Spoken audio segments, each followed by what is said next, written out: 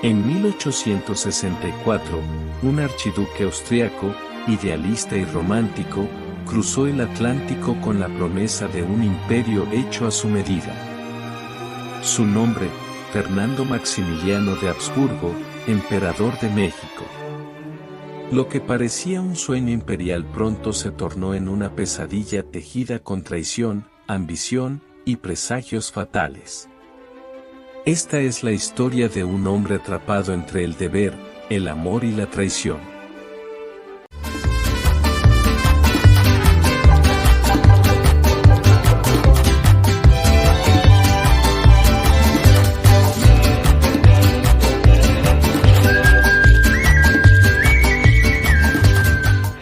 Nació el 6 de julio de 1832 en el Palacio de Schönbrunn, Viena, segundo hijo del archiduque Francisco Carlos y de la temida archiduquesa Sofía de Baviera, una mujer dominante, rígida, que lo moldeó con disciplina militar y una visión imperial implacable. Desde pequeño, Maximiliano supo que su hermano Francisco José era el elegido. Él, en cambio, vivía en la sombra. No tenía el peso del cetro, pero tampoco el privilegio de la libertad. Sus días se consumían entre lecciones de protocolo, historia, lenguas y esgrima, pero por las noches se escapaba al jardín. Allí, entre fuentes marmóreas y árboles centenarios, se acostaba en el césped húmedo para mirar las estrellas. Allá arriba no hay títulos ni jerarquías, solía decir. Solo luz y vacío. Mientras otros niños de la nobleza soñaban con batallas y glorias militares, Maximiliano soñaba con mapas, océanos, civilizaciones antiguas. Su biblioteca era su refugio. Estaba fascinado por América, por los relatos de Moctezuma, por la grandeza perdida de imperios lejanos. Leía sobre los aztecas como quien busca su reflejo en un espejo roto. A veces escribía en su diario con tinta azul. Quisiera gobernar algún día, pero no para mandar, sino para entender. Eso, para la corte de Viena, era un defecto. Para su madre, una debilidad. Sofía le decía con dureza: la corona no es para soñadores, Maximiliano. Es para los fuertes. Y quizá fue esa frase la que lo persiguió toda su vida. La que lo empujó, años más tarde, a aceptar una corona en un continente distante. No por ambición, sino por demostrar que un soñador también podía reinar. Porque en el fondo, Maximiliano nunca dejó de ser aquel niño que miraba las estrellas, esperando que alguna lo eligiera a él. Maximiliano conoció a Carlota, en un salón iluminado por candelabros de cristal en Bruselas. Carlota de Bélgica, hija del rey Leopoldo I, entró como una ráfaga silenciosa. Tenía apenas 17 años, pero hablaba con la seguridad de una reina.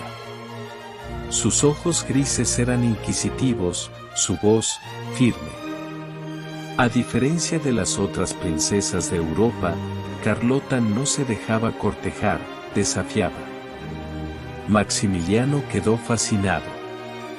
No solo por su belleza, sino por su inteligencia afilada, por su pasión por la política, por esa mirada que parecía leerle los pensamientos.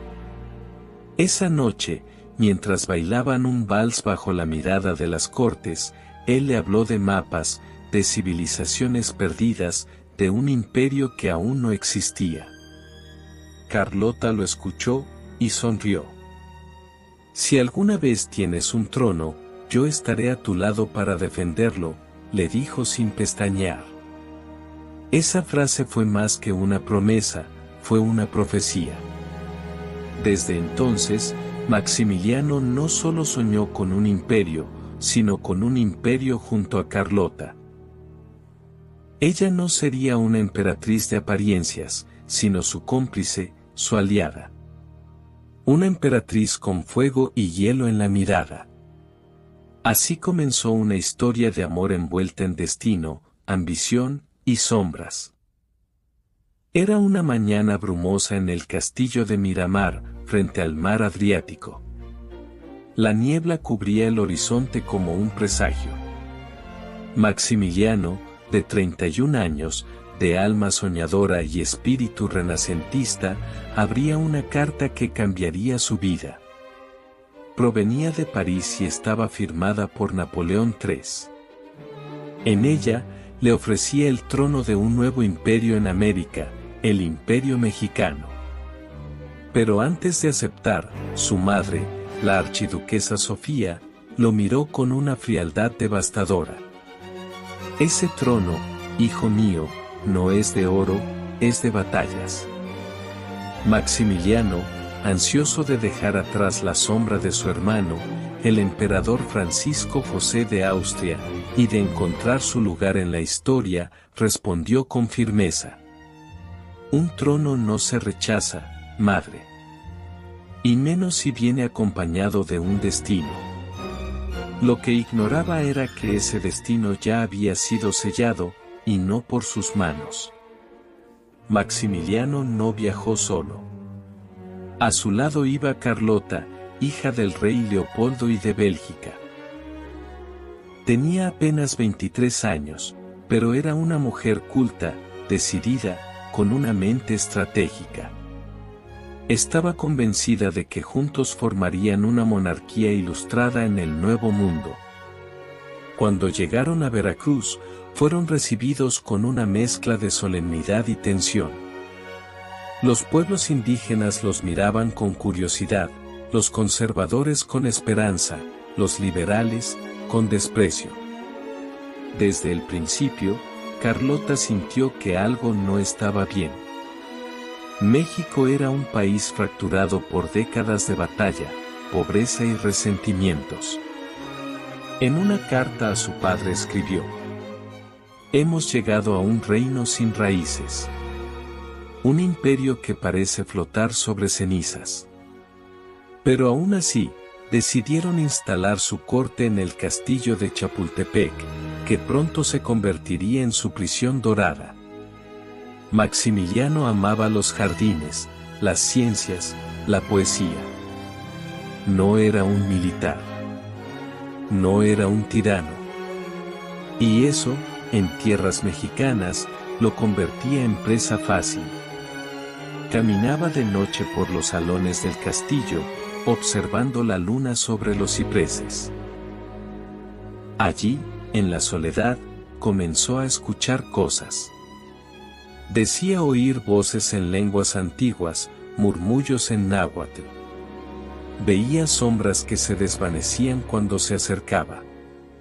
Un anciano sirviente le dijo: este cerro fue sagrado, señor. Aquí hablaba Moctezuma, y ningún emperador extranjero ha dormido en paz. Carlota se burlaba al principio, pero luego también comenzó a tener pesadillas. Siento que la tierra misma nos rechaza, confesó una madrugada. El trono de Maximiliano no descansaba sobre cimientos sólidos, sino sobre un tablero de ajedrez donde cada pieza movía por su cuenta. A pesar de sus ideales progresistas, abolir el trabajo forzado, proteger a los indígenas, establecer escuelas y decretar libertad de culto, sus enemigos eran tanto los liberales como los conservadores.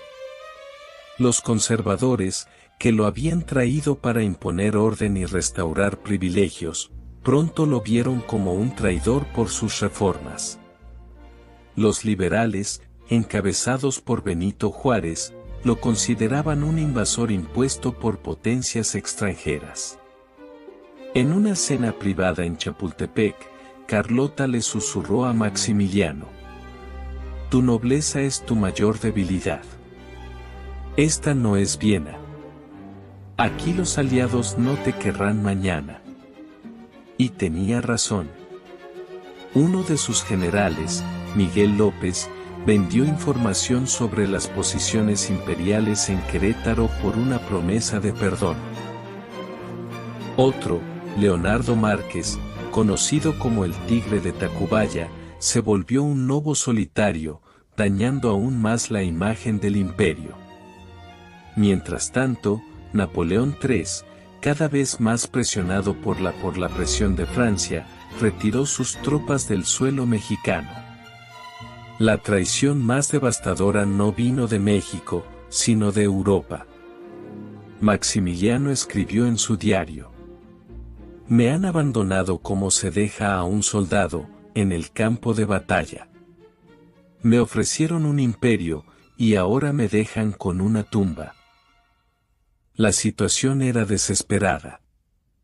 Carlota, que siempre había creído en su destino imperial, decidió partir a Europa para salvar lo que aún quedaba. Emprendió una gira diplomática en solitario, enfrentando los fríos salones del poder con determinación casi feroz. Primero fue a París, donde suplicó a Napoleón III, quien la recibió con evasivas. Después, a Bruselas, donde su padre, Leopoldo, la escuchó en silencio, pero se negó a actuar. «Quieren desvivirlo. Debo salvarlo». Al día siguiente, colapsó psicológicamente. Fue hallada en los jardines, descalza, temblando, repitiendo frases incoherentes. Creía que la espiaban, que las paredes la escuchaban. Desde entonces, Carlota vivió encerrada durante casi 6 décadas, en castillos belgas, vestida de negro y sumida en un delirio donde el tiempo se detuvo. Hasta el final de sus días, hablaba con Maximiliano como si aún estuviera vivo. Mientras Carlota se hundía en la oscuridad, Maximiliano se aferraba a su honor. Rechazó embarcarse al exilio, pese a que un barco lo esperaba en la costa del Golfo. Dijo a sus cercanos: «No vine a huir como un cobarde. Vine a gobernar, y si fallezco, que sea como emperador». En Querétaro, se instaló en el Cerro de las Campanas con los generales Miramón y Mejía, rodeado por fuerzas republicanas. Durante semanas resistieron sin agua ni comida suficiente. En las noches, Maximiliano caminaba por el campamento, saludando a los soldados, repartiendo café y mantas. Su cercanía inspiraba, pero no era suficiente. El 15 de mayo de 1867, el cerco cayó. Maximiliano fue capturado. Juárez, firme en su visión de ley y república, rechazó cualquier intento extranjero por salvar al archiduque. En la madrugada del 19 de junio, Maximiliano escribió su testamento. Dejó unas cartas, un mechón de cabello para Carlota y una moneda de oro para el soldado que lo vendría a desvivir. Antes de fallecer, miró al pelotón. El emperador de los sueños rotos cayó de rodillas, y con él, el último intento europeo de coronarse en América. Fue embalsamado, trasladado a Austria y sepultado en la cripta imperial de los capuchinos en Viena. Pero para muchos, su espíritu jamás abandonó México. Se dice que en las noches de lluvia, una figura pálida y triste camina por los pasillos de Chapultepec, deteniéndose frente a un retrato de Carlota. Algunos trabajadores del castillo aseguran haber visto una silueta con uniforme blanco mirando por los balcones hacia el bosque.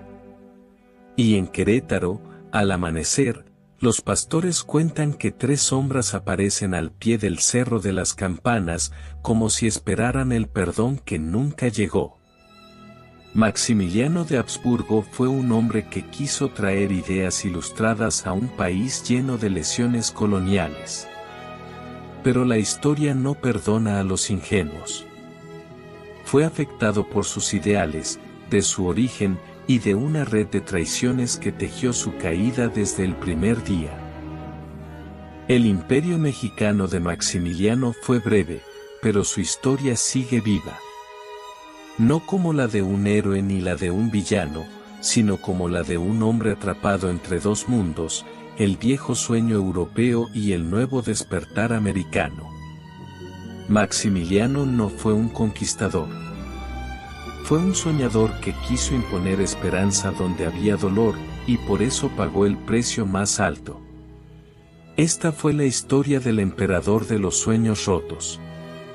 Una historia de amor, traición y fantasmas que aún caminan entre nosotros. Si esta historia te gustó, no olvides suscribirte al canal y compartir. Nos vemos en el siguiente video.